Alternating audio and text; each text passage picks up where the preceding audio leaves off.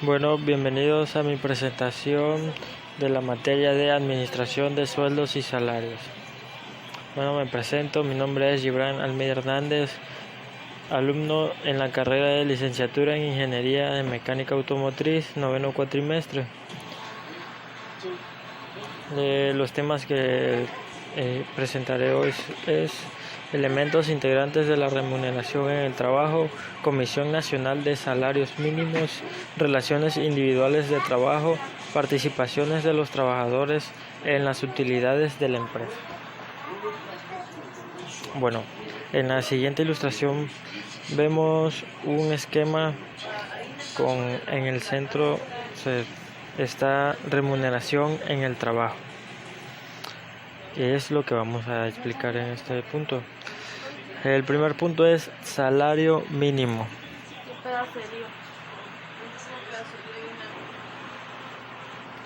La CONASAMI es un organismo público descentralizado creado mediante la reforma a la fracción 6 del artículo 123 de la Constitución Política de los Estados Unidos Mexicanos.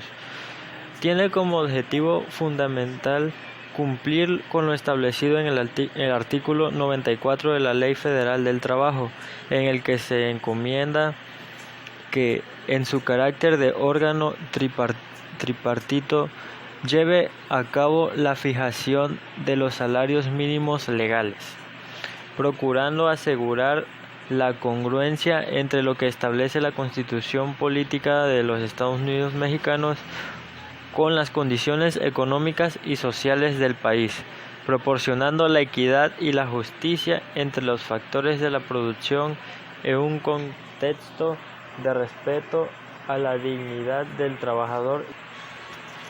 Entonces, ¿qué es el salario mínimo?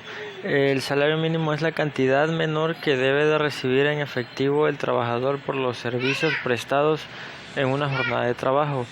Es decir, lo mínimo que la empresa puede pagarle al empleado, lo mínimo que el empleado puede recibir de la empresa.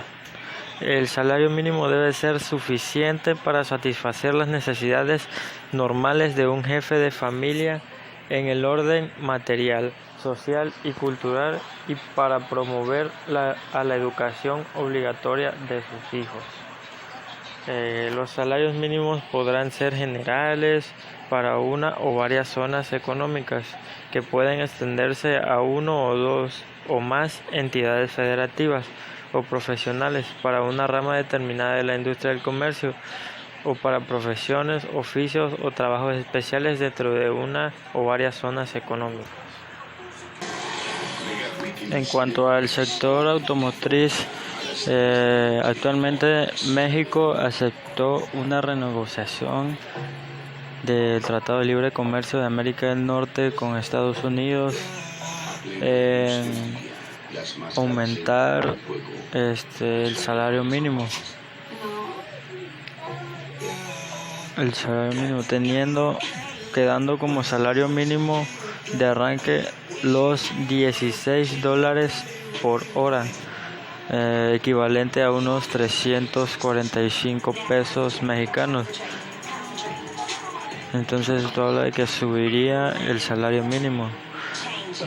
Igual esto dependiendo de la zona económica del país.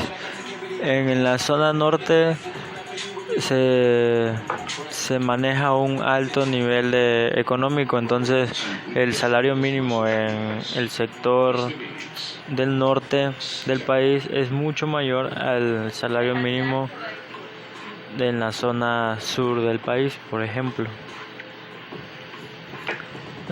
Siendo así el salario mínimo. Salario del puesto.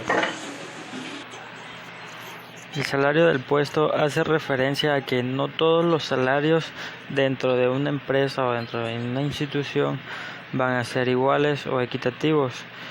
Depende del puesto que ejerza el empleado, será el pago. Entonces, pongamos un ejemplo.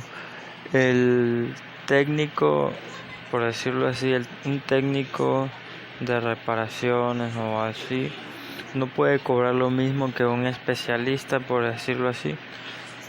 Por ejemplo, un especialista en transmisiones automáticas no va a cobrar lo mismo que el del ensamblaje o que un técnico de cableado,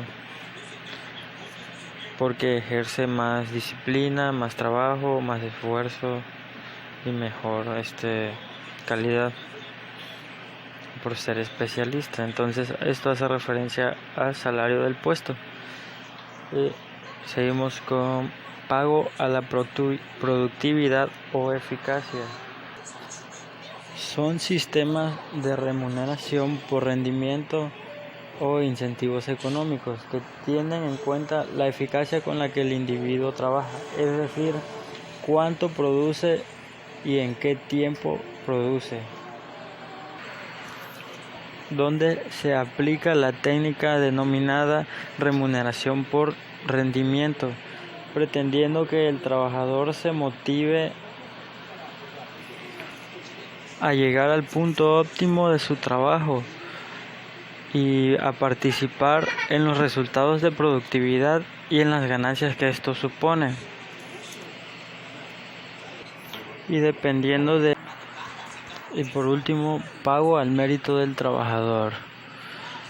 Esto quiere decir remunerar al individuo de acuerdo con el desempeño de sus labores.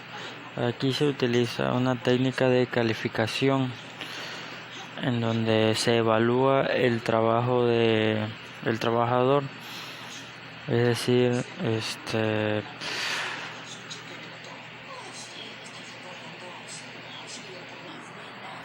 en esta evaluación pueden haber puntos como higiene en el producto, tiempo y calidad, por ejemplo. En la presentación oficial de la CONASAMI dice la Comisión Nacional de los Salarios Mínimos, CONASAMI, es un organismo público descentralizado creado mediante la reforma a la fracción 6 del artículo 123 de la Constitución Política de los Estados Unidos, publicada en el Diario Oficial de la Federación el 21 de noviembre de 1962, así como las correspondientes reformas y adiciones a la Ley Federal del Trabajo publicadas en el mismo diario el 31 de diciembre de ese mismo año. El segundo punto es las relaciones individuales de trabajo. En estas relaciones individuales de trabajo participan 3 personas. El primero es el patrón, que es el individuo físico o moral que usa los servicios de uno o varios empleados. El número 2 es el trabajador, que es la persona contratada y que presta sus servicios al patrón. Estos servicios comprenden de una actividad humana, material e intelectual relacionada con la técnica que se necesite en cada profesión u oficio. Y el número 3 es el patrón sustituto. Se trata de la persona que reemplaza al patrón y acepta su cargo para transmitir las obligaciones al trabajador. El trabajador quien presta sus servicios tiene contacto directo con el patrón sustituto, en caso de haberlo, y es quien le hace saber sus obligaciones y quien se encarga de que él cumpla con él. Y el patrón sustituto es el que se encarga de que el trabajador cumpla con sus actividades y obligaciones. Dentro del contexto legal se tienen en cuenta algunos elementos que son indispensables para respaldar al trabajador para que haya la existencia de una relación de trabajo. Estos puntos son: el empleado debe ser una persona física totalmente. Número 2, esta persona física ofrecerá sus servicios a otra persona física o moral. Número 3, el servicio prestado tiene que darse de manera personal. Y número 4, el servicio tiene que llevar a cabo de forma disciplinada y correcta. Todos estos puntos respaldan al trabajador para que exista esa relación de trabajo y no sea simplemente como de aquí están las cosas que vas a hacer, ya me avisas cuando termines y ya, pues, y se los dejes al trabajador en una nota o se los mandes por mensaje y ya me avisas cuando termines. Pues en el contexto, mediante el contexto legal, pues no debe ser así. Y por último, los PTU o reparto de utilidades. Dice que se otorga a todos los empleados por haber contribuido a las ganancias que tuvo la empresa para la que laboraron durante el último año, y al igual que otras prestaciones es prevista por la ley, por lo que toda empresa está obligada a otorgarle a sus empleados. Es un gran beneficio para los empleados, puesto que reciben un porcentaje de las ganancias totales de la empresa dentro de un lapso predeterminado, es decir, desde el último corte o algo así. Para que el empleado pueda recibir este beneficio, tiene que cumplir los requisitos como tener más de 60 días laborados en el año previo anterior al reparto del PTU, ya sean continuos o no. Ser empleado de la empresa con una relación de subordinación. Este beneficio tiene un equivalente al 10% de las ganancias totales de la empresa. ¿Quiénes no recibirán utilidades? Pues no recibirán pago de utilidades aquellos puestos no subordinados como administrador, gerente general o director. Ok, ahora como vemos esto en el marco de dentro de la industria automotriz, en las relaciones individuales de trabajo, un ejemplo sería el especialista, por ejemplo, el especialista en transmisiones automáticas, vamos a ponerlo así, contrata a un técnico de transmisiones, igual de cajas de velocidades o así, etcétera, que no esté especializado pero que sí sepa trabajar con transmisiones. Entonces el especialista lo contrata y le dice: tú vas a hacer esto, esto y esto y esto, y pero todo dentro del taller o dentro de la empresa. El especialista tiene que entregar el trabajo a su superior. Al superior no le importa si él lo hizo, si él tuvo que conseguir a alguien más para hacer el trabajo. Interesa que el trabajo se haga y se ejecute de la manera más óptima. Entonces este sería un ejemplo, porque el jefe directo del especialista sería la primera persona. La segunda persona es el especialista, quien se vuelve sería el patrón sustituto. Quedaría como el patrón sustituto de la persona que está prestando sus servicios para poder hacer el trabajo del que se le está